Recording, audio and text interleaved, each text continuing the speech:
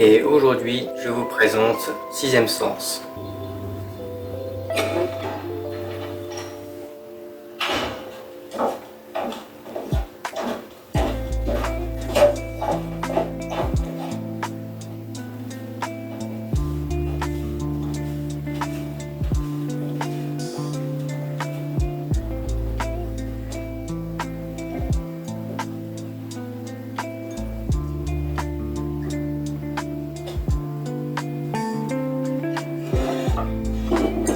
Réalisé en 1999 par Monsieur Night Shyamalan, il met en scène Malcolm Crowe qui est un docteur dans le social et dans les enfants en général. Il a été nominé pour sa participation à donner de meilleures conditions aux enfants orphelins. Et il va aussi avoir divers clients, divers patients qu'il va aider à aller mieux. C'est un psychologue docteur finalement.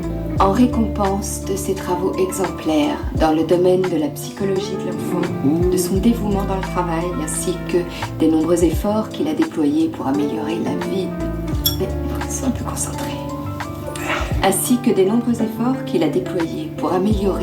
de centaines de jeunes et de leurs familles, la ville de Philadelphie remet à cet enfant du pays qu'est le docteur Malcolm Crowe cette fois le diplôme d'honneur du mérite social.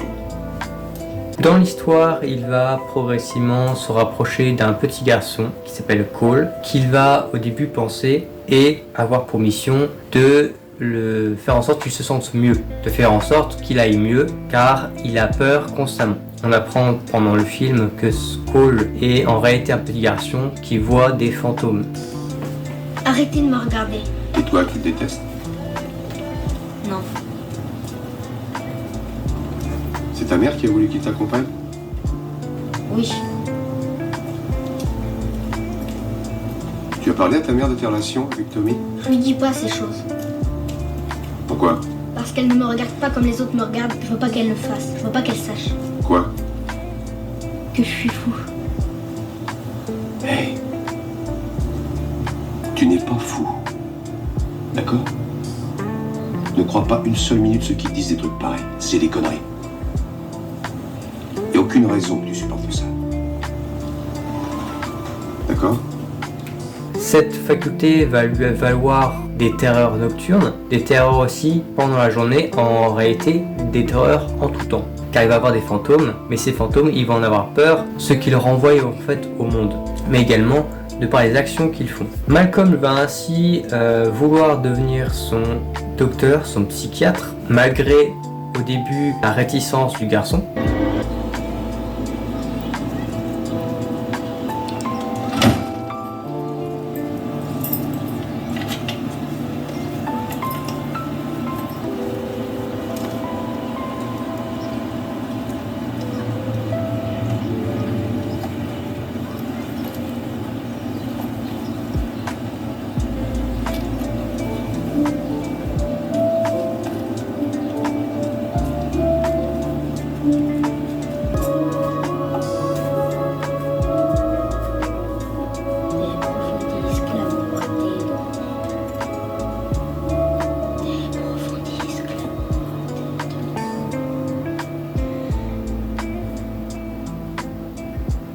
N'aie pas peur, Cole. Je suis le docteur Malcolm Crowe. On devait se voir aujourd'hui, mais j'ai raté notre rendez-vous. Je te demande pardon.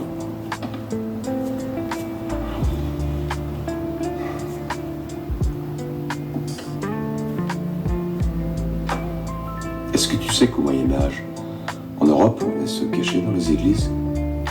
Les gens y trouvaient un refuge.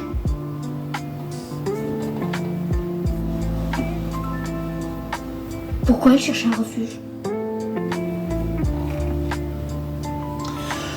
Pour échapper à des méchants, les ennemis qui voulaient les emprisonner, les torturer.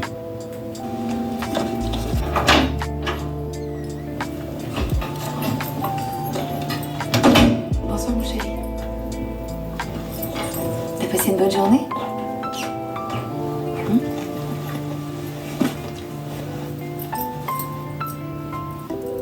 Tu sais que tu peux tout me dire.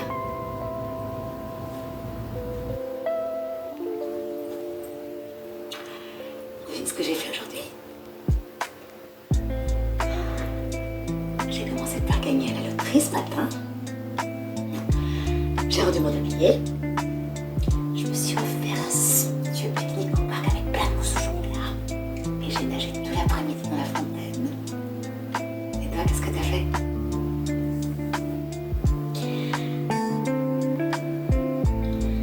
J'ai joué avant-centre de mon équipe à la récré. Et grâce à moi, on a gagné. Et tu sais quoi? Ils m'ont porté en triomphe sur leurs épaules.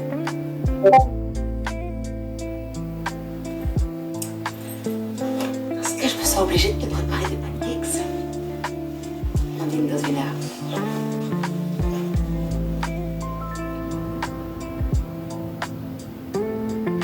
Bonsoir.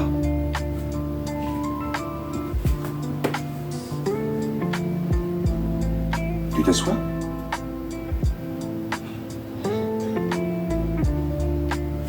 T'as pas envie de parler? Malcolm va également avoir une relation compliquée avec sa femme au fur et à mesure de l'histoire, et en réalité, depuis l'incident survenu en début de film, où il se fait tirer dessus par un ancien patient.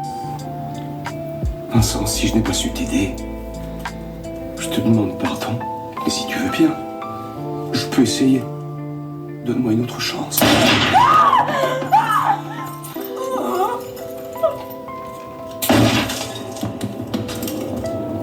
Non. Non. Ne parlez pas.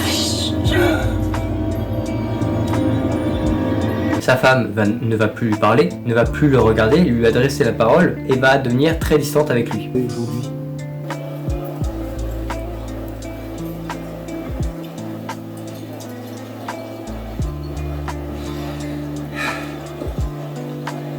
j'ai cru que c'était l'autre restaurant italien que je t'ai demandé en mariage.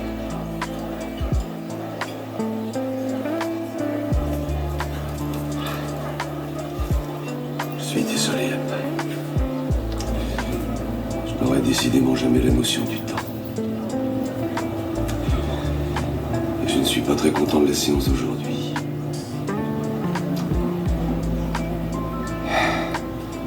Ils se ressemblent tellement. Même comportement, même expression, même sorte d'inquiétude latente. Je me demande s'il n'est pas victime de maltraitance. Et il est couvert d'égratignures, surtout sur les bras, comme des griffures d'ombre. Mais il s'est fait ça en se défendant, peut-être. Peut-être un enseignant ou un voisin. Je ne crois pas que ce soit la mère, je les ai vus ensemble. Ça ne colle pas.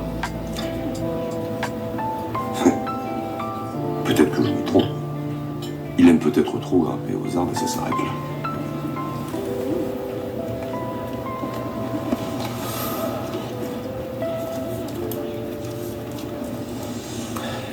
Anna. J'ai l'air un peu distant, je sais. Et je sais que tu le supportes très mal, mais j'ai l'impression que j'ai une deuxième chance et je ne veux pas la laisser passer. Anna.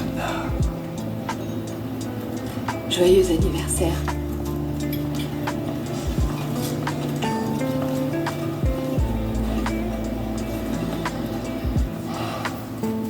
Au fur et à mesure de l'histoire, on verra que Malcolm va grandement aider Cole à accepter sa faculté, à ne plus en avoir peur et à permettre à Cole de écouter les fantômes pour s'en libérer. Parce que tant qu'il ne se libère pas de ces fantômes, il continue à le hanter et à être dans sa vie courante et finalement à lui procurer des terreurs.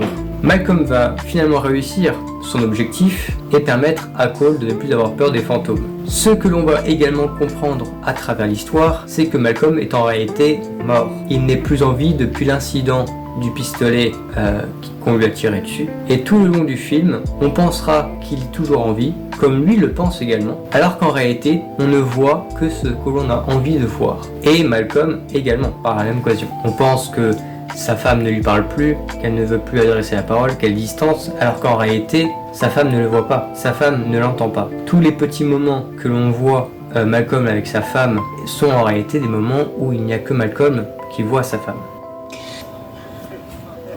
Je voulais simplement vous remercier d'être moment de bonheur avec vous. Quand vous dites de bonheur, j'exagère un peu. Car en ce qui me concerne, j'ai du mal à donner ma fille. D'autant que je ne donne pas toutes les qualités requises pour remplacer.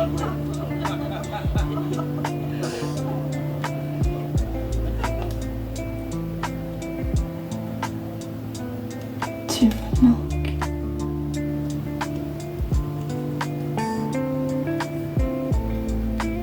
Tu me manques aussi. Pourquoi, Malcolm? Quoi?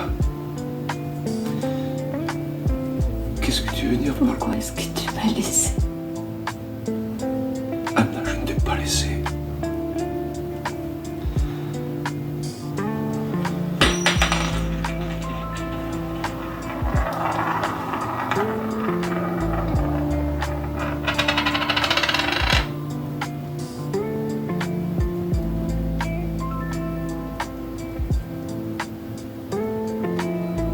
Je vois des gens. Ils ne savent pas qu'ils sont morts. Et tu en vois souvent. Tout le temps. Il y en a partout.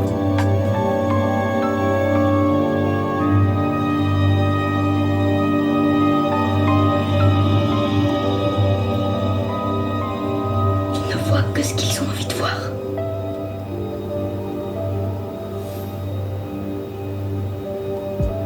Ça va, Maï. C'est bon. Laisse-moi me ressaisir.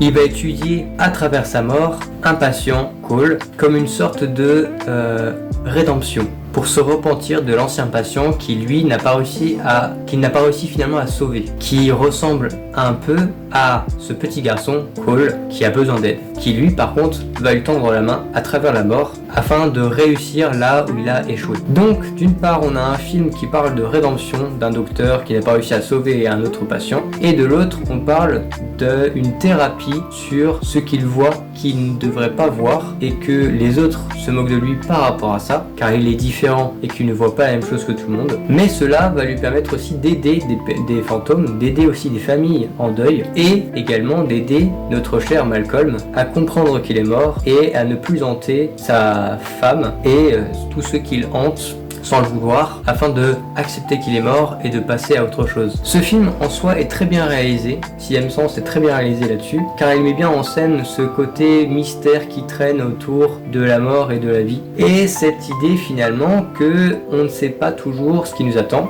à travers la vie et la mort. Night Shyamalan a bien réalisé son histoire là-dessus, son intrigue tout au long du film pour continuer à instaurer ce mystère qui traîne autour de sa femme, de la femme de William et autour de Cole. On comprend enfin à la fin du film pourquoi la mère de Cole ne parle pas au docteur, pourquoi la femme de Cole ne parle pas au docteur et pourquoi finalement personne ne le regarde, comme s'il n'était que figurant pour Cole, qui lui est le personnage principal, le protagoniste. Et on comprendra par la suite enfin que Cole a accepté son sixième sens et a accepté d'en parler enfin à sa mère pour les libérer tous deux d'un drame où ils étaient en fait un trio avec le père de Cole qui lui est mort. À ce film, j'ai mis 4 sur 5. Car pour moi c'est un film qui répond bien à son premier objectif qui est de parler de la mort et des patients de William, de rendre pour objectif de réussir là où William n'avait pas réussi au début, réussir à aider un patient similaire pour le coup et permettre d'avoir une vie stable et équilibrée là où son ancien client ne l'a pas eu et a fini par lui se suicider. C'est un film prenant qui prend aux tripes et qui prend aussi en attachement Cole ainsi que William dans leur agissement, dans leurs actions et que l'on comprend pourquoi ils agissent comme ça et qu'on peut même parfois se mettre à leur place. Personnellement, il y a certaines situations où je me dis j'aurais certainement agi pareil si j'avais eu la même situation, si j'avais eu les mêmes circonstances. Et c'est évident, ça reste un film plutôt réaliste dans les agissements plus que dans les actions elles-mêmes. La musique, bien que moins présente que dans d'autres films, elle instaure quand même une ambiance et un calme en fait autour du symptôme de fantôme et donc de silence de mort.